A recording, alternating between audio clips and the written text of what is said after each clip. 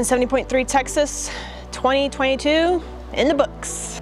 Ironman 70.3 Texas. It's quite a loaded statement. I've got mixed reactions on how I really feel about the race. I know not everything is, based upon times. There's more to it than hitting certain times. Did you hit your nutrition? How did you feel? Was your bike fit good? All these other things. But I did have time goals for the swim, bike, run, and I didn't hit any of them. 2 months ago, the thought of doing this race was very much up in the air.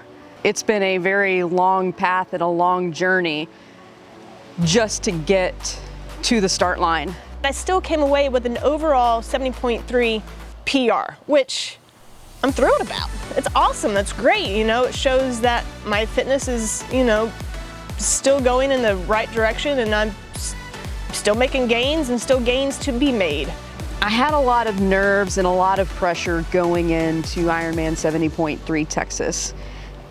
Because it's been a long time since I have started and finished a race. If we look at the calendar, it was probably about 10 months from the last time that I had done both.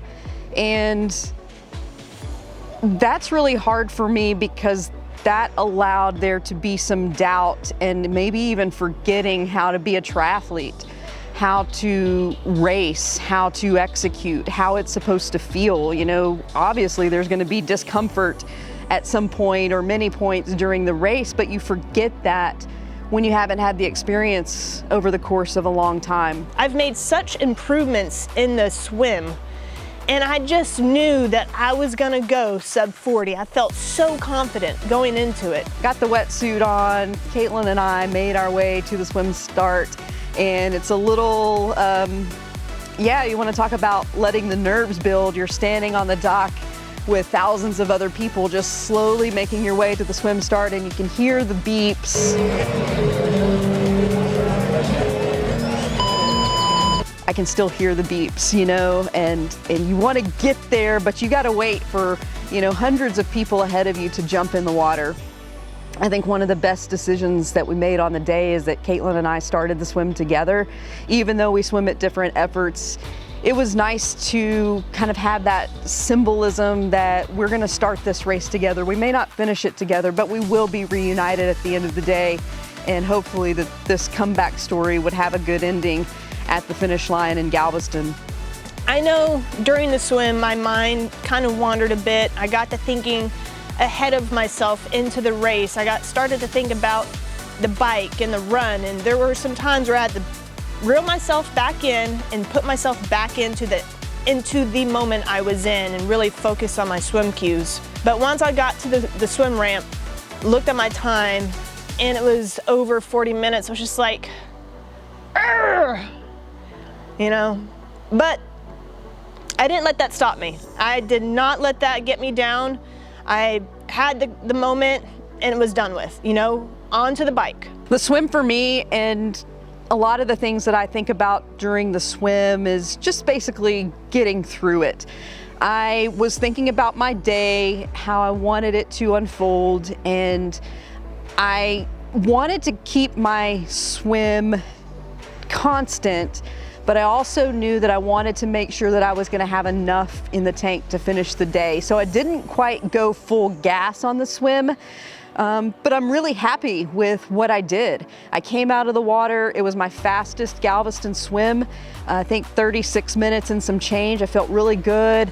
And also, I just kind of hit some zone. I came out, and all the spectators that were along the sides, just, there was some clapping, there were some cheers. I heard a few good swims, but for the most part, most people on the rail were just kind of like quiet and just standing there. And so I'm like, no, this ain't happening in my world. And I knew that I wasn't out to break any records in transition. And so I'm just like, I got to get these people fired up. So I just turned another switch, and I already started waving the hands and just saying, let's go. And just like instantly the crowd responded, and that kind of gave me a nice boost. And I'm like, I'm racing. I'm racing. So I got through the chute of spectators, and then I hit the cement, and then I'm just like, that's all I got. So I think I may have kind of like fast walked to my bike and just started getting in the mindset of, okay, you got 56 miles. We're gonna finish this bike. We're gonna start and finish it. And you know, my transition, I just accepted the fact that I'm just gonna take my time, get it right, get out on a bike and get going. Once I hit that green mat, I was running. I didn't stop. I didn't stop until I hit my bike in transition. And fortunately, we got a really great spot right at the end of the rail. It was real quick and simple. By the time I got to my bike rack, I stepped on my wetsuit, stepped out of it, grabbed my helmet, unracked my bike, and started running again to bike out. I did have one little faulty issue just at the beginning of the bike ride. I guess I had breathed really hard into the shield of my helmet and I couldn't see a dang thing. So once I was fully clipped in, I had to take the shield off of my helmet so that I could see where I was going, kind of wiped the shield down and stuck it back on, and then I really got to going. I felt good, and I also wanted to kind of keep it a little bit easy for the first 10 or 12 miles, so I did, even though I was happy with the power I was putting out. I didn't want to overextend myself right away. I wanted to settle in. And then right about the 12 to 15 mile mark, I'm like, okay, now it's time to put the legs to the test and let's see what you've got. And I found just the perfect cadence, the perfect effort. My position felt incredible. My bike felt so smooth and just reinforced that I made the right decision to make the investment in the bike. And it was probably the best bike experience I've ever had in any triathlon ever. It was really exciting to be on the new bike, first race on the new bike. It felt so good. It shifted so great and I felt fast and I felt like I was on fire. It was a rush. Yep, as we all knew it would. Turnaround came and so did that headwind. Of course, we made the turnaround, came back into the wind. I knew that the almost 22 mile an hour average that I had going out was gonna come down, but I kept telling myself, okay, let's minimize the speed loss that you're gonna have. Let's still try to have maybe a 19 mile an hour average split, and let's just kind of keep going, keep that power, keep driving those watts, keep chugging along. You dropped some speed for sure, but you know, we were all out there playing the same game, having the same elements, and we were just, you know, doing what you had to do to get back to T2 and continue to try to push as much power as I could. But I know I didn't hit the power that I really was hoping for on the bike. Still had a really good time. Bike split 2:44, which I am happy with. I just barely missed my goal. I was kind of shooting for 2:40, so wasn't too far off there. I started doing the math and started seeing I'm gonna be pretty close to a 3-hour bike split. And if I were 100% healthy, I certainly would have hoped to go well under 3 hours. But for this day, to me, 3 hours was going to be a huge win on the bike. So I came in with a 3:01 bike split. I'm ecstatic about that. I probably beat my best Galveston bike split by 15, 20 minutes maybe. And so a huge win on the day. Anytime I can do something better on the bike, which is my biggest weakness, I will take it all day long. So that had me feeling really good about how the first 2 legs of the triathlon went for me. T2 came and went in a flash. I was rolling, I was on fire. I got to the dismount line, got off the bike, started running in my bike. Again, you know, our bike rack, we were very fortunate to be right on the end, so it took no time to get to the rack. Racked my bike, took the cleats off. I had my socks kind of already rolled up, so all I had to do was slip my feet on, grabbed my bib, my hat, and my glasses, and I was heading out to the run. So as I was running through T2, that's when I put my race bib on and my hat and glasses. I did not do that at my transition area. The only thing I did at transition area was put my socks and shoes on just so that I can start making my way out. So with that, I think I had a transition time of 1:23. So felt really solid about that. That's always exciting. Run out, you know, it's always really hard to not run out too fast. You know, we've got this adrenaline going. We're excited to be off the bike, that we're on the last leg of the triathlon. So I had to really reel myself in again. I don't think I really took it out too hard. I was pleased with my time and my effort in the first couple miles. I had only wished that maybe there was an aid station sooner, or even just a water table right outside of T2, because it was hot. It was, at this point, it was full sun. Now granted, you know, I don't think the high temperature was actually that high, but with that full sun beating down, it felt really hot. I felt a little bit like, man, this is gonna be a really long 13.1 miles. And I fumbled a little bit in T2.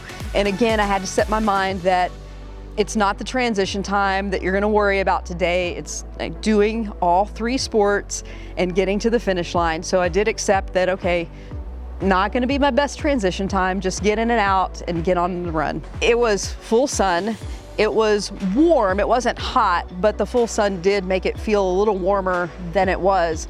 And all I could think of in the first 2 miles, was not my legs, was not my run speed, it was, I'm hot. And normally I'm really, really good in hot races, but I was then shifted my mind for just a little bit, like, oh my goodness, if I don't get water, if I don't get ice very soon, this could be a big turn of events that I don't even want to have to reckon with, and that would be overheating and having a much longer day or ending my day because of the elements. Fortunately, I was able to get some ice and of course, you know, dump it in the bra top, hold some ice in my hands. That also helps cool your core temperature, and then dumping water over the head through the aid stations. After the first 2 miles, that was all rectified and we were good. On my run, I had a time goal of 150, which would have been about an 8:24 pace, and I just didn't have it in the legs. Because I had not done any long runs in the lead up to Galveston, my longest run was a little over 9 miles. I knew that it wasn't going to be fast, which was fine, but I also knew that I needed to conserve energy where I could. So I did walk through all of the aid stations, and that also helped me mentally to get through the run. Is like, you know, get to the next aid station and then you can have a walk break, and then you can pick up the pace and keep going. And you know, that worked really well for me. That final lap, whew, it got tough. But I think at that last aid station, there was just 1 mile to go, and I was like, all right, I need to pull this together. I need to bring my focus to my cadence, really keep the turnover going. You know, it's gonna suck, it's gonna be hard, but we're almost to the finish line. I just, you know, threw the hands up, tried to get everyone involved and bring the noise. And I was coming home, I hit that red carpet, and that was probably the fastest I ran all day, but always an awesome feeling crossing that finish line. Once I got to the last couple miles, the adrenaline was going to carry me through. The advantage of the Galveston Run course is that if you have a significant other who is also racing, you get to see them a few times. And I saw Caitlin, and she looked great, man. She just had the perfect cadence. She looked at ease. She looked like she was having an amazing day. And I saw her, I knew she was kind of about halfway through her last loop when I was finishing my second loop. And I saw her kind of in the median. We kind of met, gave her a kiss, and told her to go get it, to finish strong, because I knew that she was gonna hit a pretty big goal on the day, which she did. Super proud of her effort. I started thinking about finishing. I started thinking about getting to the finish line and how the day transpired and how pretty much everything went to plan.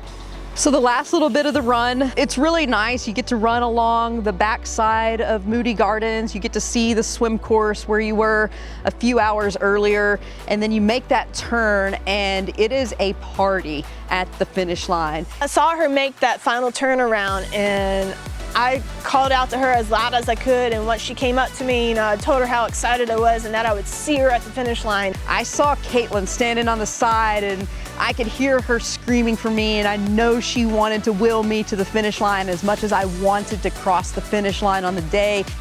Automatically, everything took over that normally happens at a race, and I just started getting the crowd pumped up, and I was pumped up, and then I just had the most emotional response, and like all I could do was just clench my fists and my eyes, and it just couldn't breathe because I was overcome with the emotion of finishing a race, and finishing a race in a time that 2 or 3 months ago was so far out of reach.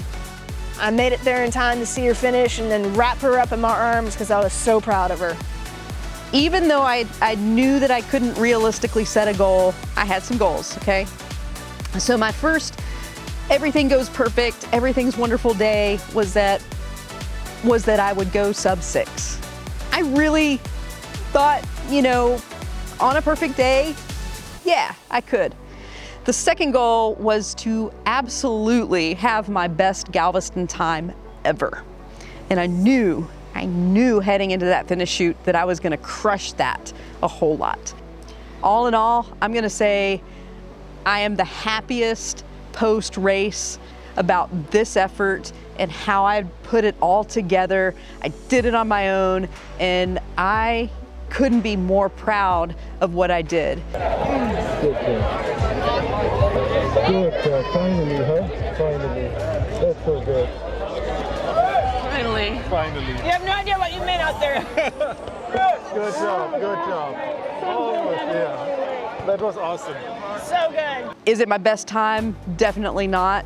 But under the circumstances and all the challenges that I had to face, man, I'm still beaming, and I'm gonna remember this for a long, long time.